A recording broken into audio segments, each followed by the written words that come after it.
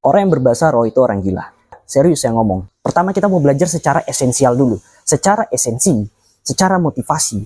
Kalau kita buka di Alkitab kita, di Kisah Para Rasul pasal yang kedua, ketika Rasul Petrus dan para rasul lainnya kepenuhan Roh Kudus, di situ Petrus berkhotbah. Dan di dalam khotbahnya yang penuh Roh Kudus itu, dia mulai berbahasa lidah, yaitu ketika dia berkhotbah dengan kesadaran penuh, dia menceritakan bagaimana Tuhan Yesus yang disalibkan oleh karena pelanggaran manusia.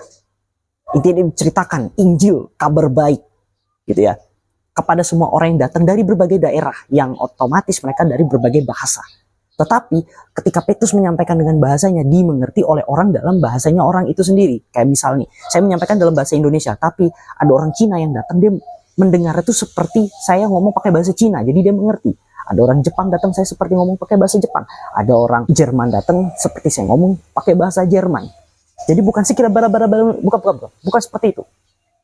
Nah itu secara esensi untuk menceritakan kabar baik, bukan untuk menunjukkan wah kamu orangnya ya kepenuhan roh dan lain sebagainya. Dan untuk yang kedua yaitu secara etika sudah diajarkan juga oleh Rasul Paulus di dalam 1 Korintus 14. Jadi kalau teman-teman baca tentang kasih itu ada di 1 Korintus 13, setelahnya yaitu etika berbahasa roh itu.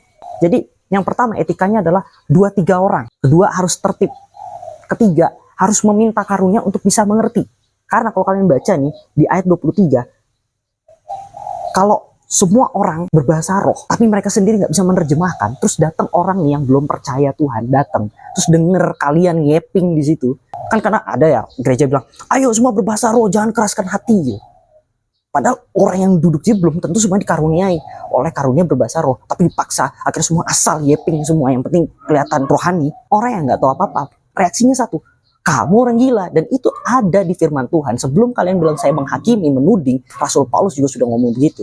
Kalau mau tuding saya, tuding juga Rasul Paulus, karena Rasul Paulus duluan yang bilang kamu orang gila. Saya hanya meneruskan dengan memberikan tagline, orang yang berbahasa roh adalah orang gila, yaitu kalian yang cuma yeping padahal nggak ngerti apa yang kalian sampaikan. Jadi sebenarnya nggak perlu pinter-pinter banget kok, nggak usah kuliah teologi tinggi-tinggi. Yang penting buka Alkitabmu, pelajari dan terapkan, bukan hanya sekedar jadikan alibi untuk kamu bisa ngeles untuk tetap melakukan miskonsepsimu terhadap bahasa roh. Apakah bahasa roh dilarang? Tidak. Tapi bahasa roh yang beneran bahasa roh, bukan hanya sekedar yeping. Kalau yeping itu jadi batu sandungan, buat apa?